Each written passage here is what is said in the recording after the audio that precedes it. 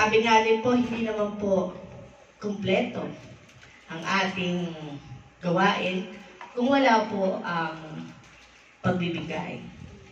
Sino ba, teacher? So, tinatawagan ko na po ang laging suki po ng ang ating Kuya Victor Joke Ritual. Amen. Kuya. God is good? All the time. And all the time. God is good. Yan, lagi po tayong good, no?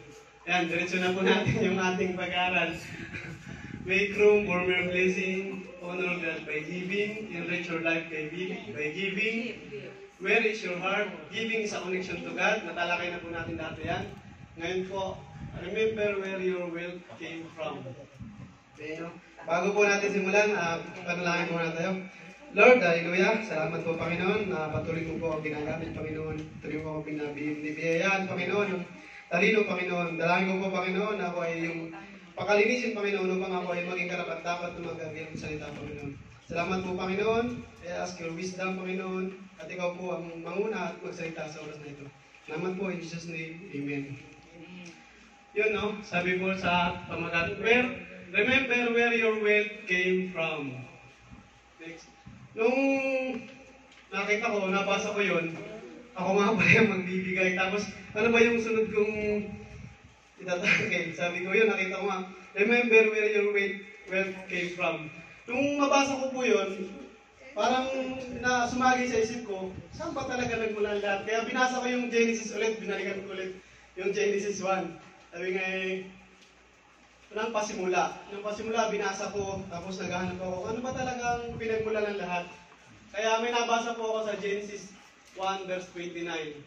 Ang sabi ng Panginoon, and God said, behold, I have given you every herb bearing seed, which is upon the face of all the earth, and every tree, in the which is the fruit of a tree. Amen. Tagalogin po natin, medyo nahirapan ako pag mga ganyan usapin eh. Sabi po dito sa Tagalog, at sinabi ng Diyos, narito, ibinigay ko sa inyo ang bawat pananim na nagkakabinhi, na nasa ibabaw ng balat ng lupa, at ang bawat punong kahoy na may bunga na punong kahoy na nagkakabinhi sa inyo magiging pagkain. Nung nabasa ko po yun, tapos yung pamagat, ibig sabihin, ang lahat po pala ay nagsimula sa Panginoon. Nung nag-meditate ako ibig sabihin, kung ang lahat ay nagsimula sa Panginoon, ang lahat ay magtatapos sa Panginoon. Amen? Amen? Kung ang lahat ay magtatapos sa Panginoon, ano po yung nasa middle? Nasa Panginoon ko po kaya tayo nasa middle. Kasi may nabasa po akong story ni nung pong writer, si Krista Rodriguez. Krista Rodriguez, kung maalala niyo po, no? Napaisip din po ako Kasi in the beginning, nagsimula sa Panginoon. Tapos, ang lahat po ng pupuntahan natin ay sa Panginoon din. Pero ngayon po nabubuhay tayo, nasan po kaya tayo? Sabi niya, kasi nung mga panahon daw na nangyari yun, nung una, ganun din po siya. Writer po siya sinusulat niya. Siyempre, sikat siyang writer, nandun na lahat ng mga sinusulat niya. Naging famous po siyang writer, naging sikat. Nagkaroon siya ng mga sasakyan, bahay, lahat ng klase ng sapatos daw nabili niya. Lahat ng klase ng mga bag, damit. Nung time na siya ay famous. Nung time na siya ay sikat. Pero darating din daw po yung, nung siya ay nandun sa famous na situation, ang naiisip, wala po siyang ibang naiisip kundi nakabili na ako ng sasakyan, bibili pa siya ng sasakyan kasi nabubuhay sa mundo Pag ang tao po nabubuhay sa mundo, kagaya po nating lahat, wala pong katapusan. Kasi nung ako nga nangarap lang ako, isang motor lang na maliit Nung nagkaroon ako ng motor, sabi ko, ano kayong plano ko na naman, bibili naman ako ng sasakyan. Sabi ko naman, makabili lang ako ng 32 na cellphone. Tapos nung nagkapira-pira na ng konti, bibili lang ng iPhone. Sabi nga, pag nabubuhay ka sa mundo, wala akong katapusan. Hindi ka po makukontento, wala akong kontento. Sabi nga, walang kapayapaan ng buhay. Kaya nung ikwento ni Krista Rodriguez, nung nasa panahon po siya ng famous, lahat po ng sasakyan, bag, damit, sapatos, nabili na niya lahat. May mga bodyguard pa siya.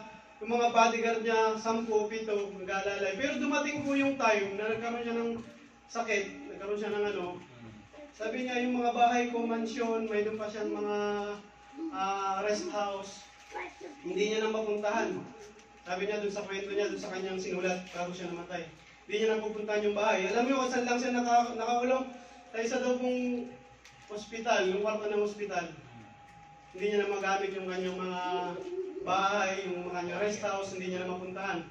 Yung daw po kanyang mga gamit, ay yung mga sasakyan na pinagbibili niya.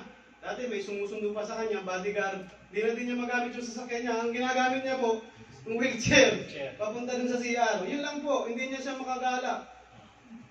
Wheelchair, tapos papunta dun sa kanyang higaan. Mga damit, ang dami niya mga luxury na damit. Simple lang nito daw po yung masusuot niya. Nung nandun na siya sa time na puting damit na lang, sa kumot. Papalit-palit, puti na naman, puti. Wala na yung mga famous na damit niya, yung mga sapatos niya. Hindi niya din magamit. And the point is, sabi po niya, ang lahat po na ngayon na hindi ko nakita, hindi ko nakita yung kapayapaan. Hindi ko nakita yung kung saan ako ay makukontento. Kaya sinulat niya yung buhay na yon. Sabi niya dun sa huling sulat niya, sabi niya, ang pinakamahalaga sa buhay ang kalusugan, kapayapaan ng loob at pananampalataya. Habang malusog ka pa, habang kumpleto ka pa, may pagkain sa plato, mahigaan, may mga mahal sa buhay, wala kang kulang. Ngunit higit sa lahat, huwag kalimutang manalig sa Diyos. Dahil sa Kanya nagmula ang tunay na kapayapaan, ang lakas ng panahon, ng kahinaan at ang pag-asa kahit sa harap ng kamatayan. Maging masaya, maging makontento, mabuhay ng may layunin. Dahil sa bandang huli, hindi yaman, kundi pananampalataya at kabutihang loob ang tunay na manayaman. Yun kahit po nabubuhay, medyo kasi minsan dumarating sa time natin na nalilimutan natin ang Panginoon Nakapokus tayo na wala tayong budget, nakapokus tayo sa mga bills ng kuryente. Kaya nagpapasalamat din nga po ako pala sa mga kapatid, dahil ngayon pong araw na to, ngayon pong linggo na to, nakabayad na po tayo ng lahat ng rent. Nakabayad na po ng panibagong bahay. Dati, naalala ko, nakapagbayad na ng bahay, pero may utang pa. Pero glory to God, nakabayad na tayo, may excess pa, may sobra pa. Ganyan po ang Panginoon. Kaya nga po sabi din sa kwento, dahil pag po tayo tunay na nanampalataya, pag po tayo tunay na nananalig, ibibigay po ng Diyos ang kapayapaan sa ating buhay. Amen? Kaya po, nung nagpasimula, hanggang sa kalagitnaan na tayo nananampalataya, dalahin po natin hanggang dulo. Kung ano yung pinangako ng Panginoon na ibibigay sa atin. Amen? Kaya dahil sa kwento na yan, ibigay po natin yung para sa Panginoon dahil yan po yung makapagbibigay sa atin ng kapayapaan. Amen?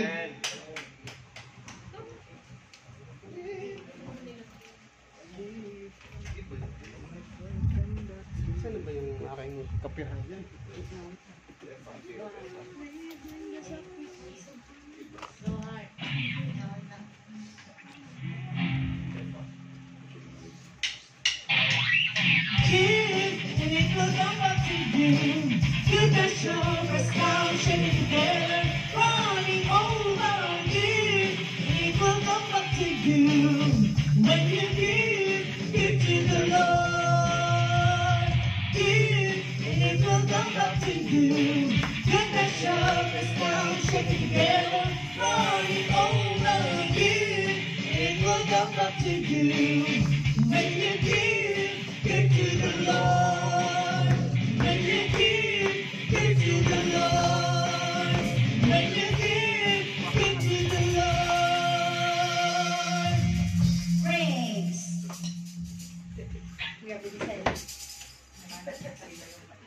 Amen. Amen. Bago po natin mag-pray basahin ko lang po yung isa pang verse. Sabi po sa Deuteronomy chapter 8 verse 18, kundi iyong alalahanin ng Panginoon mong Diyos sapagkat siya ang nagbigay sa iyo ng kapangyarihan upang magkaroon ka ng kayamanan upang kanyang pagpagtibayin ang kanyang tipan sa kanyang sinumpa sa iyong mga magulang gaya nga ng sa araw na ito. Amen. Tayo po tayong lahat. Lord, salamat po Panginoon sa oras na ito Panginoon. Kami Panginoon ay dinako mo dito Panginoon upang patunay, Panginoon, na Ikaw ay aming pasalamatan, Panginoon. Upang patunay, Panginoon, na Ikaw ay aming papurihan, Panginoon. Upang ibalik, Panginoon, sa iyo ang karapat-dapat ay sa iyo, Panginoon. Dahil Ikaw po, Panginoon, ang panimula, Ikaw ang hanggang sa ngayon, Panginoon, at Ikaw hanggang dulo, Panginoon. Salamat, Panginoon, sa mga kapatiran na may mabubuting puso, generous, Panginoon, na patuloy na nagbibigay sa inyo, Panginoon, para masustain ang pangangailangan ng bahay na panambahang ito, Panginoon, upang dito, Panginoon, ay mabuo, Panginoon, ang kung saan, Panginoon, ay patuloy kaming maglilingkod, patuloy na maging fruitful, Panginoon, ang bahay panambahang ito, Panginoon, through their giving, Panginoon, ay nag-i-extend, Panginoon, at dumadami, Panginoon, ang iyong mga anak sa bahay panambahang ito, Panginoon. Nadangin ko po, Panginoon, na patuloy, Panginoon, ang generous ng kanyang mga puso, Panginoon, upang patuloy na malakaran namin, Panginoon, ang iyong salita, Panginoon. Salamat, Panginoon, sa mga kapatiran na patuloy mong ginagamit upang magbigay, Panginoon. I-bless mo po, Panginoon, ang kanilang buhay, Panginoon, at maging ang kanilang trabaho, kumpanya na pinagtatrabuhan, Panginoon. Ikaw na po, Panginoon, ang magbigay ng patuloy na biyaya, Panginoon, blessing sa buhay nila, Panginoon. Ganon din po, Panginoon, sa mga kapatiran na patuloy kang hinahanap nila ang kanilang puso, Panginoon. Ikaw po ang magbigay ng blessing sa kanila, Panginoon. Salamat po, Panginoon. This is all I pray in the mighty name of Jesus. Amen. Amen. Maraming salamat, Kuya Joe.